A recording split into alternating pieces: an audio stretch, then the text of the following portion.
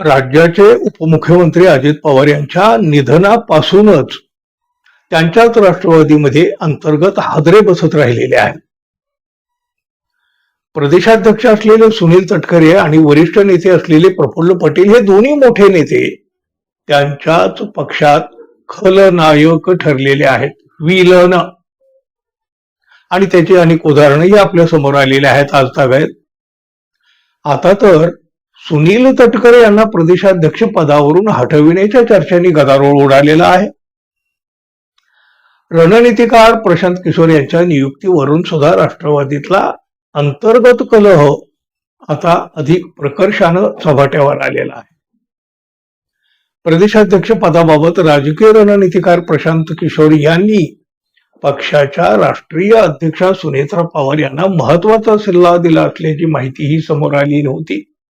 त्यामुळं राष्ट्रवादीत मोठ्या भूकंपाचे संकेत मिळत आहेत. आणि हे सगळं असतानाच आता पक्षाच्या नेत्या रुपाली पाटील ठोंबरे आणि उमेश पाटील यांनी दोन असे मोठे गौप्यस्फोट केलेले आहेत. या रुपाली पाटील यांनी सुनील तटकरेवर तर गंभीर आरोप करीत प्रदेशाध्यक्ष बदलले पाहिजेत, अजितदादांची तीच इच्छा होती असा मोठा दावा केला आहे. कार्यकाळ पूर्ण झाला की सन्मानानं जागा रिकामी करणं हीच लोकशाहीची संस्कृती आहे. मग खुर्चीला एवढं चिटकून बसण्याचा हट्ट कशासाठी?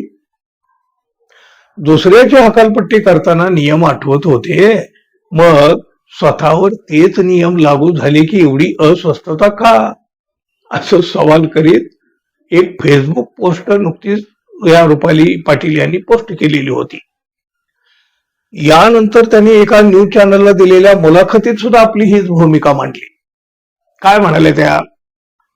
रणनीतिकार निवडणं हा पक्षाचा अधिकार आहे, पक्षाध्यक्ष बदलले पाहिजे. अजितदादांची तीच इच्छा होती, प्रदेशाध्यक्ष बदलणार हे अजितदादांनी आम्हाला सांगितलेलं होतं. कदाचित माझ्यापेक्षा जे वरिष्ठ आहेत, मंत्री आहेत, त्यांना ही गोष्ट माहिती आहे, पण ते बोलणार नाही. पण का नाही बोलायचं? जर पक्ष संघटन मजबूत करायचं असेल तर बदल हा व्हायला हवा, अशा शब्दांमध्ये रुपाली पाटील यांनी आपली भूमिका स्पष्ट केली. 15 नोव्हेंबरच्या दिवशी घडलेल्या एका घटनेची आठवण करून देत रुपाली पाटील ठोंबरे यांनी मोठा गौप्यस्फोट केला.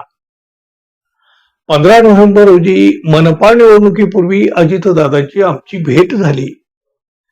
मी जगदंबा मातेची शपथ घेऊन सांगते की दादांनी तेव्हा सांगितलं होतं, मी प्रदेशाध्यक्ष बदलणार आहे, तुम्ही कामाला लागा. आपल्याला पुणे मनपा जोमानं लढवायचे आणि जिंकायचे आहे. प्रत्येक कार्यकर्त्यासोबत बोलताना दादांनी हीच गोष्ट सांगितली. त्याचबरोबर सुनील तटकरे यांच्याविषयी बोलताना रुपाली पाटील ठोंबरे यांनी आरोपचित्र अक्षरशः उडवली. सुनील तटकरे हे प्रदेशाध्यक्ष झाल्यापासूनच निवडीचं पत्र देताना सुद्धा दिरंगाई व्हायची. अजितदादांनी सांगून सुद्धा कार्यकर्त्यांना डावललं जायचं, आणि याची मी साक्षीदार आहे. तटकरे यांच्यासोबत आमचं काही भांडण नाही. पक्षाला मजबूत करण्यासाठी त्यांनी प्रदेशाध्यक्ष पदाचा राजीनामा द्यावा, अशी थेट मागणी सुद्धा रुपाली ठोंबरे यांनी केली. उमेश पाटील यांनी तर यापेक्षा सुद्धा मोठा गौप्यस्फोट करून एक खळबळ उडवून दिली. अजितदादाच्या मृत्यूनंतर अपघात झाल्यानंतर दुसऱ्याच दिवशी अंत्यविधी झाला. या दरम्यानच्या कालावधीमध्ये तुम्ही शोध घ्या, कुणी कुणी आमच्या आमदारांना फोन केले, कशासाठी केले, कुठल्या उद्देशाने केले. दादांना अग्नी देण्याआधी काही लोकांनी शपथविधीची तयारी चालू केलेली. हा मंत्री होणार, तो केंद्रात जाणार, कुठाय दुःख.